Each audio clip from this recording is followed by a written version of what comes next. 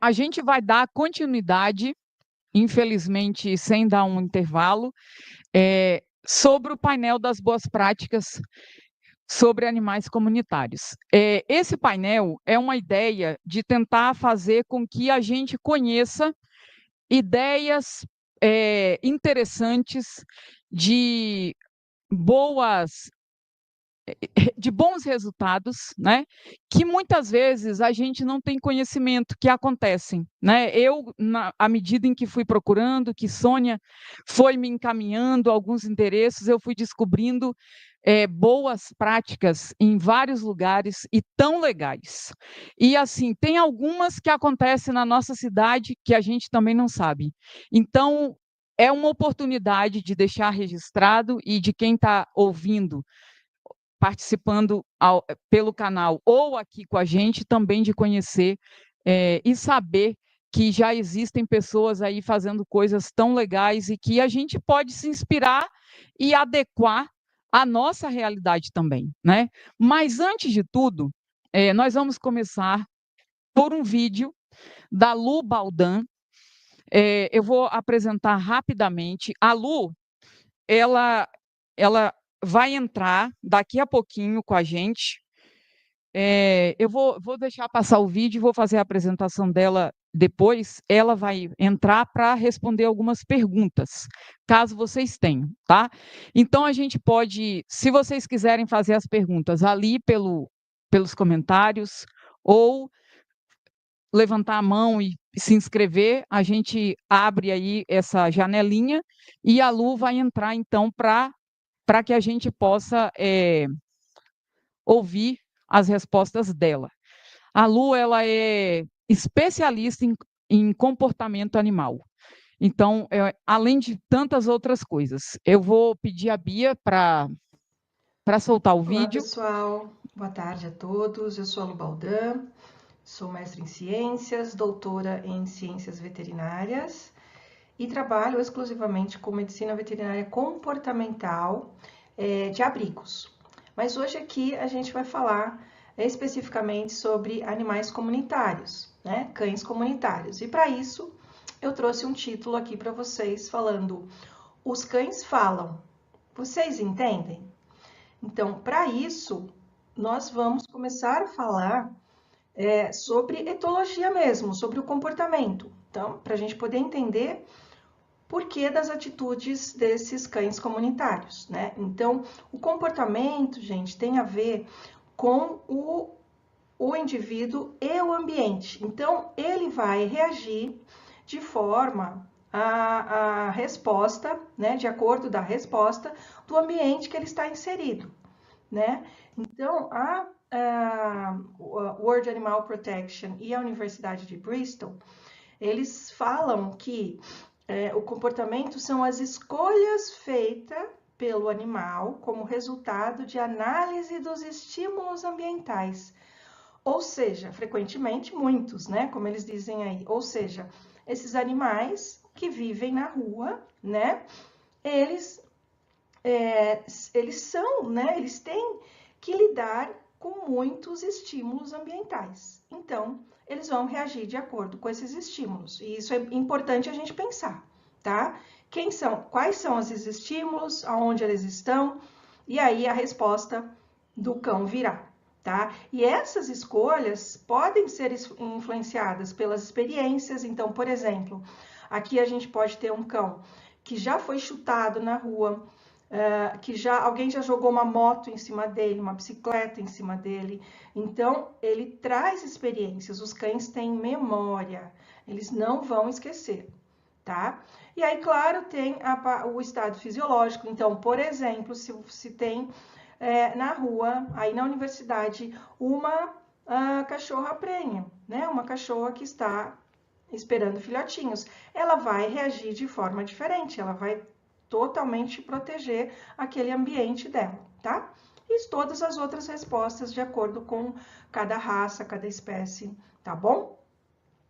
E aí, a gente sabe que eles sentem também. Então, é bem importante a gente saber que não são só nós, humanos, que somos sencientes, né? Então, a senciência, ela vem para comprovar isso, tá? Então, a Declaração de Cambridge, ela vem para comprovar. E não só ela, né? Lá em 1993, o Ian Duncan já falava isso, tá? Então, os animais têm a capacidade de sentir sensações e sentimentos com consciência. Então, é importante a gente lembrar disso. Uma outra coisa que é importante a gente lembrar, que além de sentir, os cães têm emoções. Mas será que eles são capazes de reconhecer as nossas emoções, né? Então, sim, a doutora Karine e a doutora Natália Albuquerque, elas falam isso nesse livro, muito interessante, né? Que os animais são, que os cães são capazes de categorizar informações emocionais providas de faces e de visualizações. Ou seja, se eu tô falando alto, gritando, né? Se eu tô com cara brava, eles são capazes de identificar isso. Então, é muito importante que quando eu esteja passando perto de um cão comunitário, de um cão de rua, que eu haja com calma, né? Que eu não fale alto, tá? Isso é muito importante porque ele vai reagir a isso. Ele sabe definir a nossa face e a nossa vocalização, tá bom?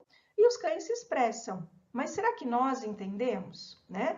Como eles falam? Como vocês acham que eles falam, né? Será que é só através do latido? Não, tá, gente?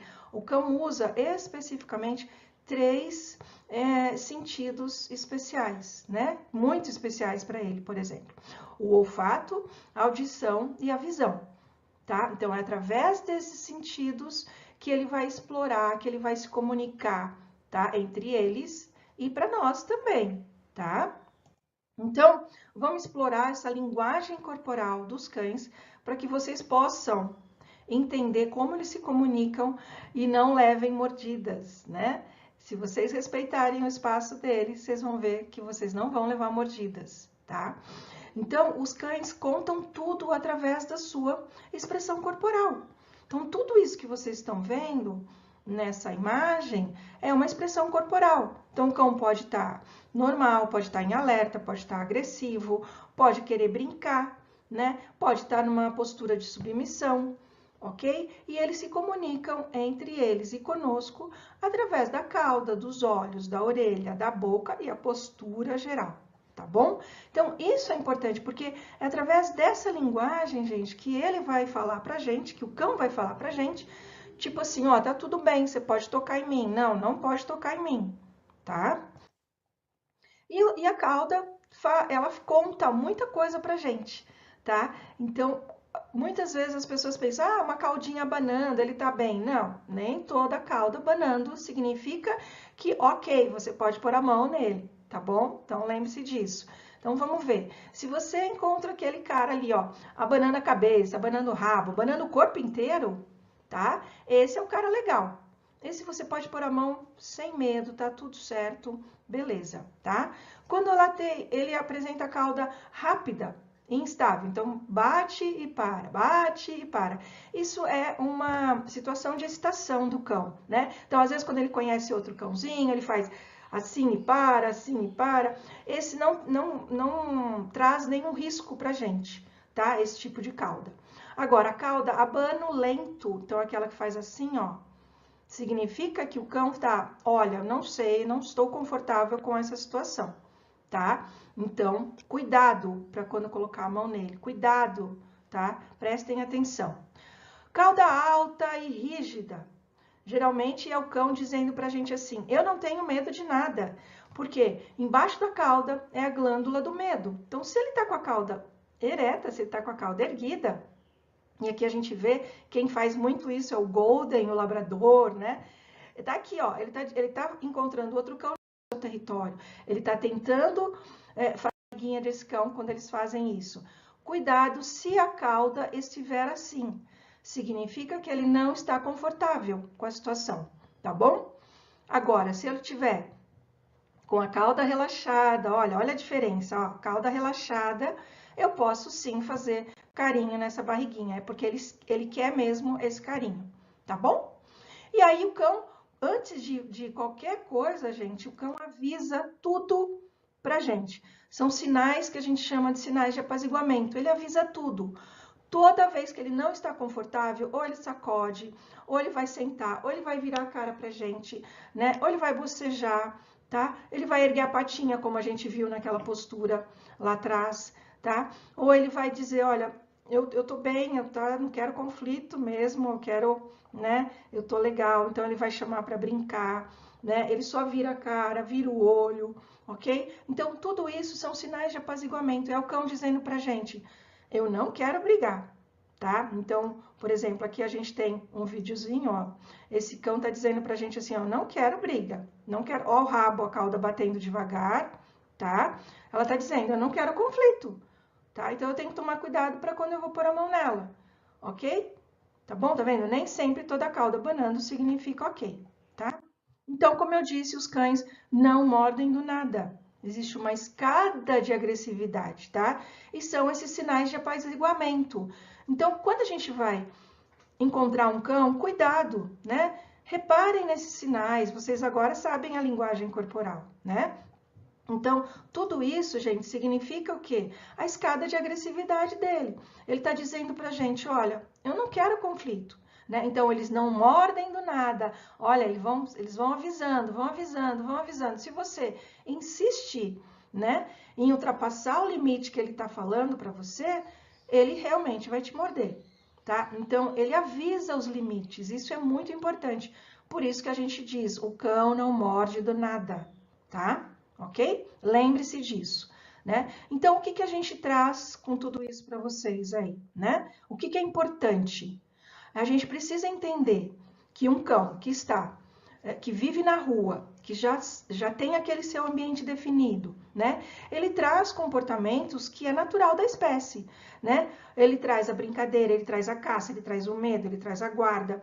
E tudo isso, gente, ele pode fazer de uma forma, de uma resposta a vocês que estão passando pelaquele ambiente. Então, por exemplo, um cão pode correr atrás de você por brincadeira, não por ataque. Ele pode correr atrás de você pensando como uma caça, né? Então, passou uma moto correndo, aquilo lá é uma caça para ele, tá? Ou ele tá com muito medo, ele quer espantar esse medo, ele quer levar esse medo, ele quer deixar que isso não entre no território dele, né? Ele pode ir atacar você. Lembra que eu falei um cão com medo, um cão acuado, ele tá avisando que ele tá com medo, ele pode te atacar, tá? E o guarda, né? O guarda é aquele que ele tá cuidando do território dele. Então, veja, gente, tudo isso que vocês estão vendo e que a gente vê muito em cães comunitários, né? Eles fazem todos esses tipos de comportamento e em resposta àquilo que a gente está oferecendo para ele. Então, veja, o que, que a gente tem que fazer? A gente tem que tomar muito cuidado quando a gente vai caminhar por aí e tem um animal comunitário. Por quê? Eu preciso considerar todos os fatores, o local que ele está, a saúde desse animal, ele pode estar com dor, a gente vai colocar a mão, ele pode morder, tá? Então, agir com cuidado. Então, eu estou passando ali do lado, não sai correndo, né? Passa com calma, fala baixo, ok? Respeite aquele animal que está ali. Ele está quieto no seu território, ele está tentando fazer todo o seu comportamento natural, cuidar do seu território, ele brinca, ele pode brincar com a gente, né? Então, cuidado na hora de interagir. Percebam, agora vocês têm que ter olho clínico, vocês sabem analisar a linguagem corporal.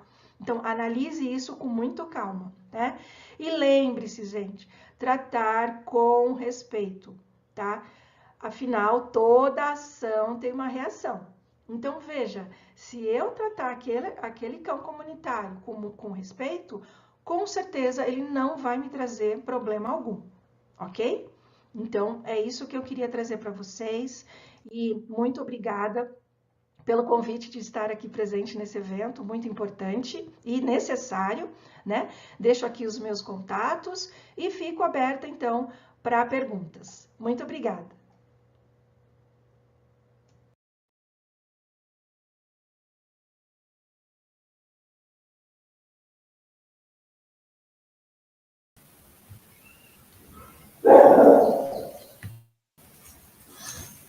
Você ouve a gente, Lu?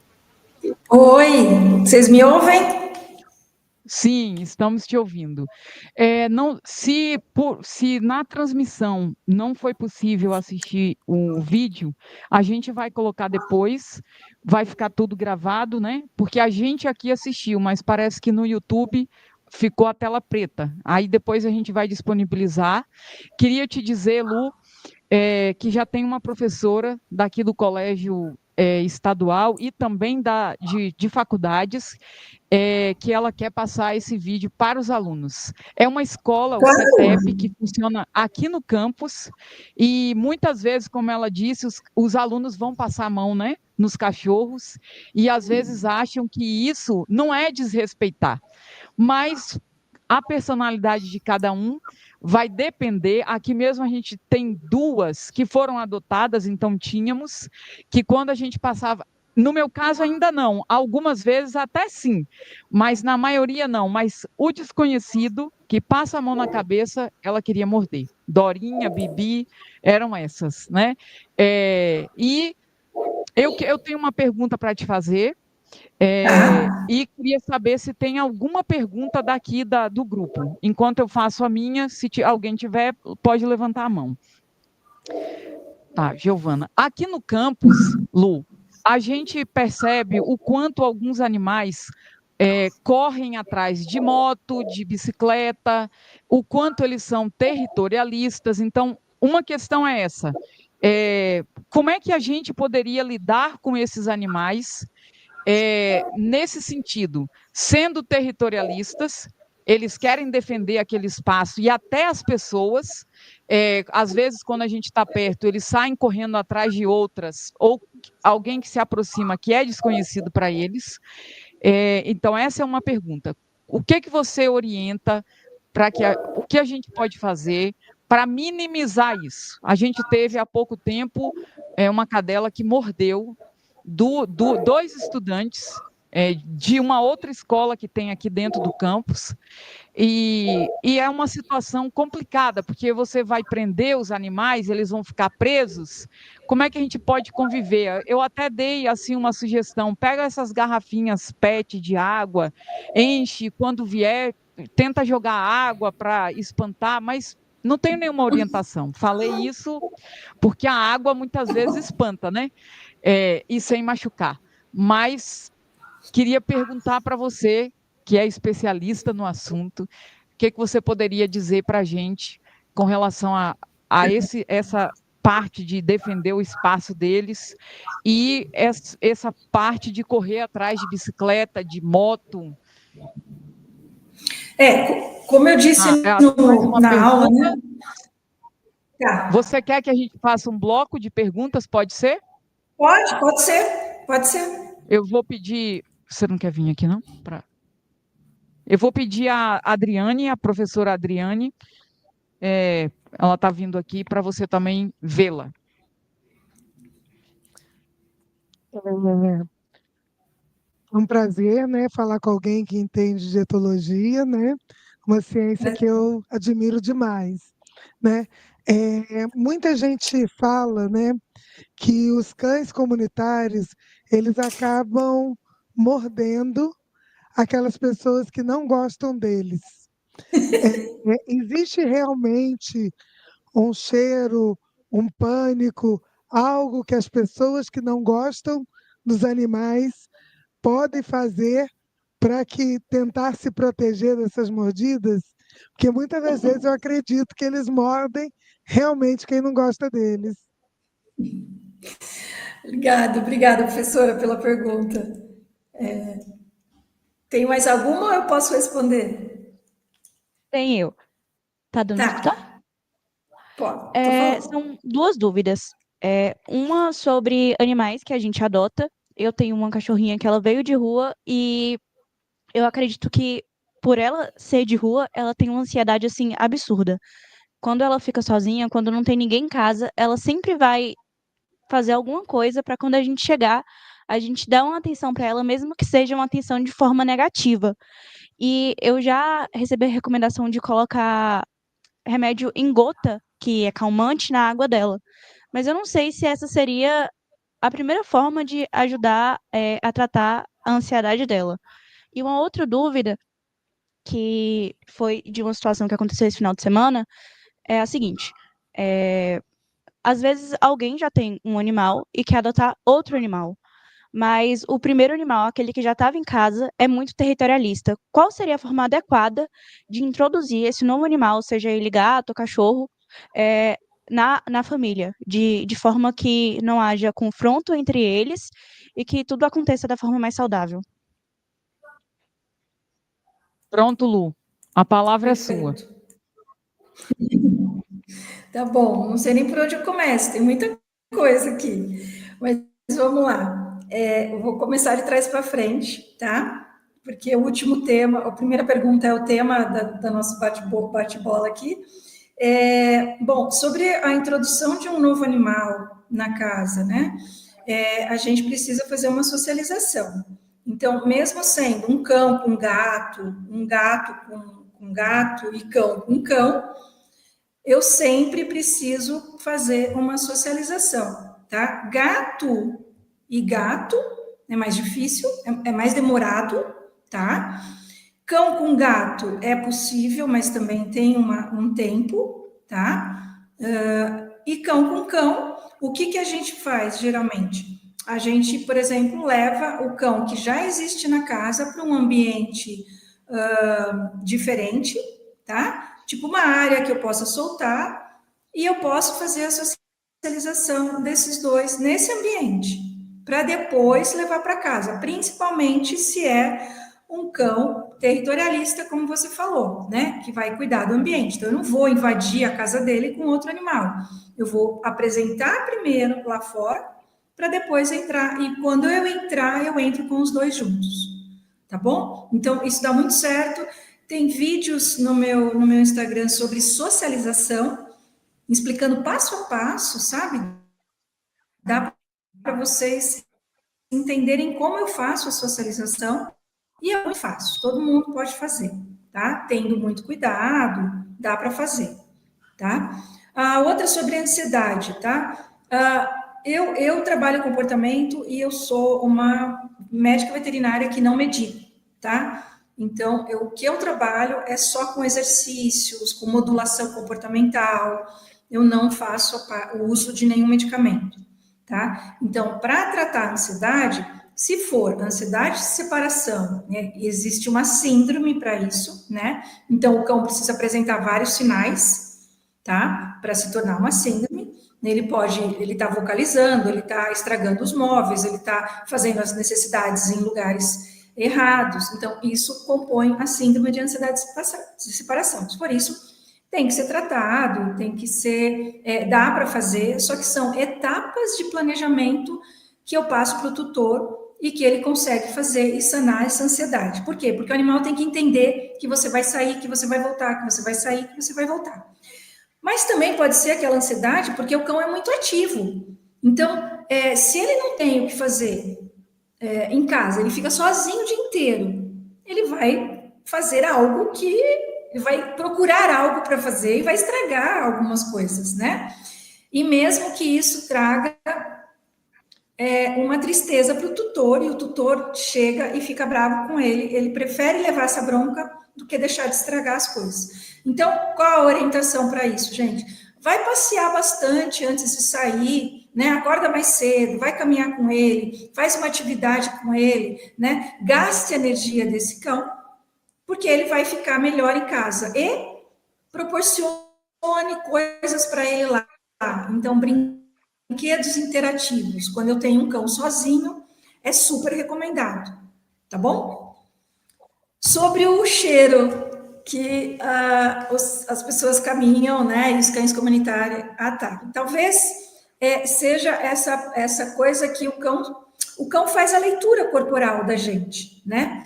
Então, por exemplo, se eu estou entrando num território e tem cão comunitário, eu preciso andar com calma, entrar com calma nesse território.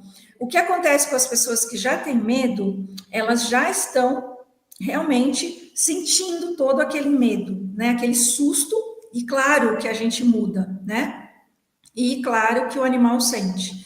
Então, o que eu oriento, né?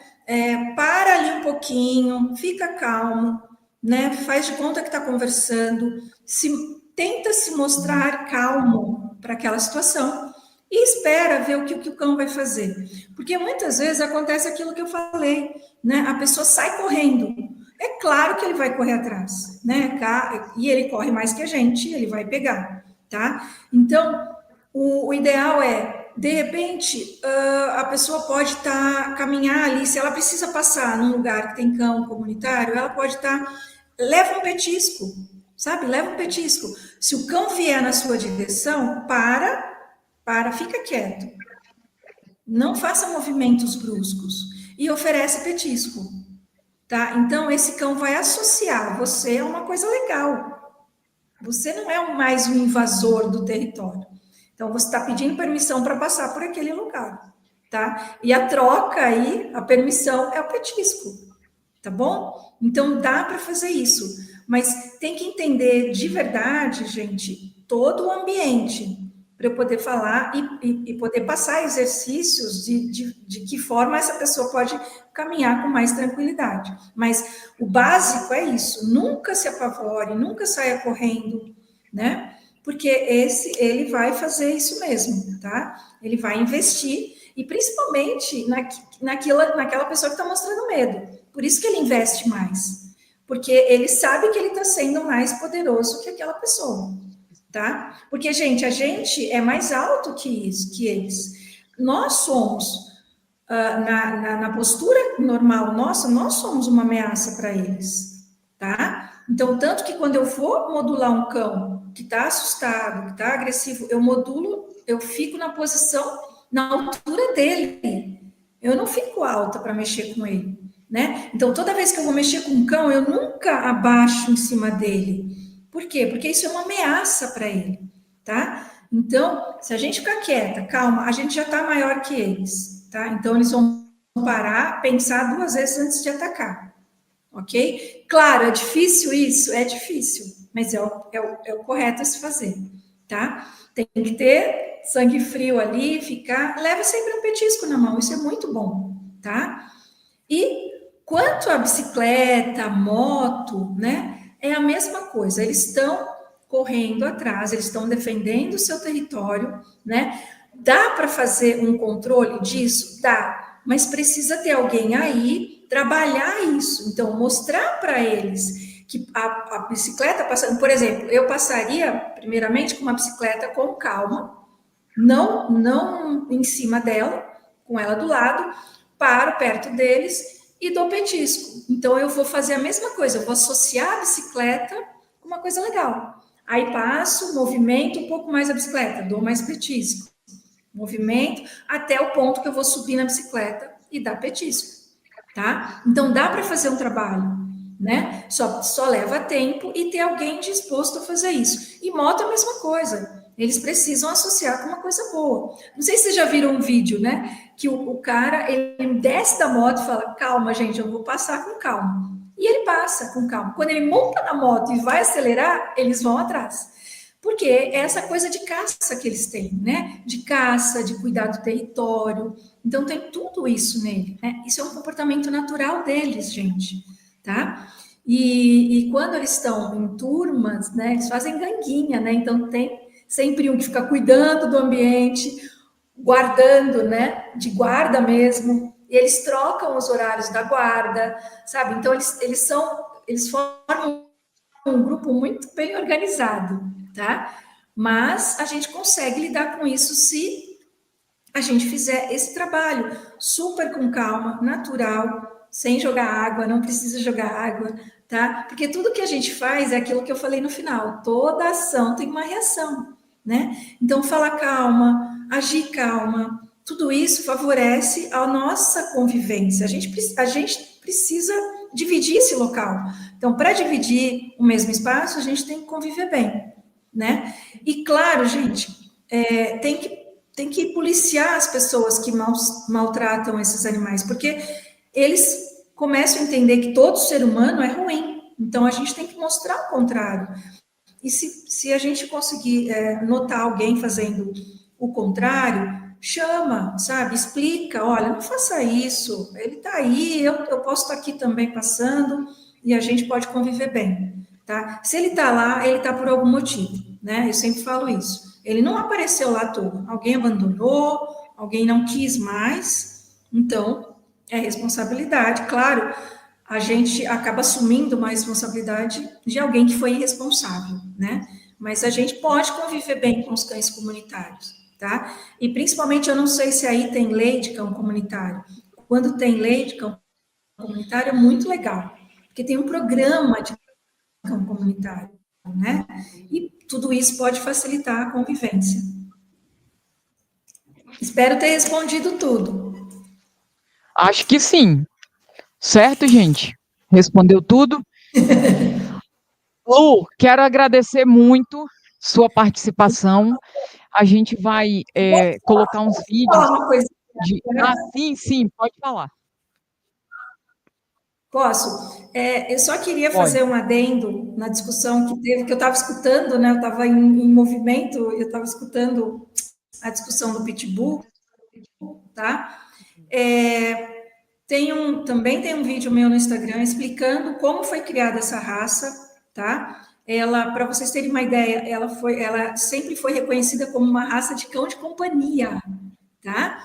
Então, ela não foi criada para atacar. O problema é que ela foi criada sendo uma raça muito forte, tá? Então, o que as pessoas precisam entender é que não é todo mundo que pode ter um pitbull, não é todo mundo que sabe ter um pitbull, tá? Por quê? Porque ele tem uma mordedura muito forte, ele é forte, ele é resistente à dor, tá? Então, se o responsável não sabe criar o cachorro, ele não pode ter, tá? Porque a maioria das pessoas querem ter um cão desse só para ensinar ele a atacar, e não é isso, tá? Ele é um cão dócil, ele sendo bem tratado, ele sabe responder muito bem. Então, é isso que a gente tem que passar para as pessoas, né? A culpa não é do pitbull, a culpa é do responsável que tem o pitbull, tá? Então, era isso que eu queria só acrescentar. E obrigada por você estar falando sobre isso, né? Porque ainda é um mito. As pessoas colocam o ser humano em primeiro lugar. Não importa de quem eu estou falando depois, né? Se me mordeu, se me atacou, primeiro eu. Então, ele que morra para o problema ser resolvido. Lu, sua agendinha, não sei se você está conseguindo ver, mas nós iremos depois mandar para você, tá? Ai, Como uma obrigada, forma de obrigada. agradecer. Tem Obrigada uma pelo pergunta, convite, viu? e tem uma pergunta aqui nos comentários, eu queria ler rapidinho, é da Sônia. Como lidar nos passeios com pets, seja na guia, ousem ao encontrar com animais desconhecidos, sejam comunitários ou de rua. Como lidar nos passeios com pets, seja na guia, na guia ou sem. ao encontrar com animais desconhecidos. Tá, bom, primeiro que, assim, não, a gente não é certo sair com o cão sem guia, né? Quem é o responsável por ele, é bom sair com ele na guia, né? Agora, claro que tem os comunitários, tem os cães de rua, né? Bom, os cães, como eu disse ali, eles sabem a linguagem corporal, tá? Então, claro que o cão na guia, ele vai ser super reativo, porque ele está defendendo quem está levando ele, tá? Então, na leitura do cão, ele está lá defendendo o seu responsável, tá? E aí, o que eu oriento, tá? Tem que primeiro tomar muito cuidado, claro, porque, por exemplo, tem cão muito. Se o cão fugir e for um cão perigoso, tem que ter muito cuidado, né? Isso é uma coisa que a gente não está esperando, aquele cão que ataca os outros, né? Então, de novo, a responsabilidade é do responsável e não é do cão que deixou ele sair na rua. Agora, os cães de rua, às vezes, a sua maioria, eles sabem conviver entre eles, tá? E sabem sentir quem não é da região e tudo mais. Então, de novo, eles podem se sentir invadidos naquele território, tá? Então, a ideia é, se você tiver carregando um cão com um guia e vir um cão da rua para cheirar, a minha orientação é: você tem que soltar a guia, no sentido assim, deixa ela frouxa. Isso é a coisa mais difícil de um responsável fazer, né? Mas e o ideal, por quê? A hora que você faz isso e não segura sua guia tensa, o seu cachorro vai fazer a leitura, vai fazer o reconhecimento daquele cão e vice-versa, naturalmente. Então, o ritual do reconhecimento é um comportamento natural deles.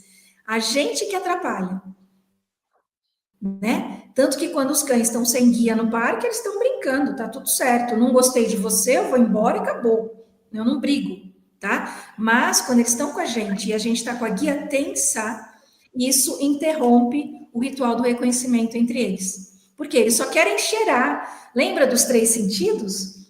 Eles só querem fazer isso, tá? É assim que eles conversam. Eles chegam lá e falam: quem é você? Aí ele vai cheirar, vai rodar, é aquele ritual que eles rodam, sabe? Vão se cheirar, não gostei de você, tchau, e vou embora, tá bom? Então, tem que ter essa coisa, assim, de ter coragem no sentido que eu tô falando, que é o correto fazer, porque eles fazem essa linguagem muito bem, só que a maioria dos responsáveis segura a guia tensa, e isso causa briga. Tá bom? Então, se você conseguir soltar, no sentido, soltar a guia do seu cão e deixar ele cheirar o outro, nada vai acontecer. Eles não vão brigar, tá? Então, a indicação é essa. Lu, muito obrigada. A gente Imagina. convida, né, você podendo, você continuar aqui com a gente. Claro. E agora a gente. Obrigada, viu, Lu? Por Obrigada. você ter aceitado o nosso convite. Obrigada pelo convite. A gente que agradece.